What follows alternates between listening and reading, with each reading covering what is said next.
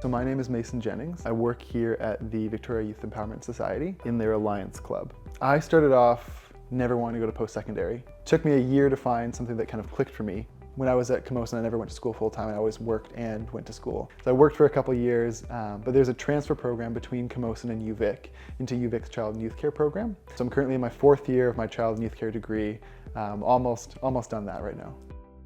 But I had 2 really impactful people. I had a school counselor and a youth worker who I think saw more in me than I saw in myself at the time. After working and volunteering, going to school, it kind of all connected. In the moment, it kind of felt like a jungle walking through, but if you looked back, there was definitely a path there that was kind of leading me towards where I am today.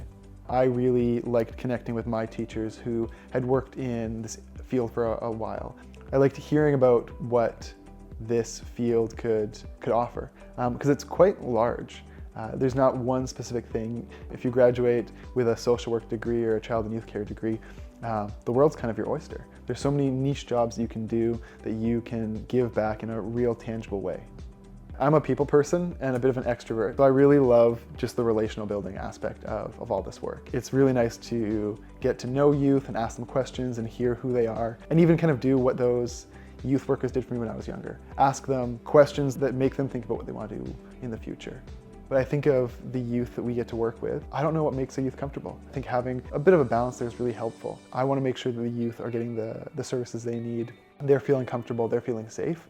And if I can do that, then I'm happy to be here and step into a role that maybe doesn't traditionally have as many men in it. So a typical workday at the Alliance Club, just meeting the youth where they're at every day.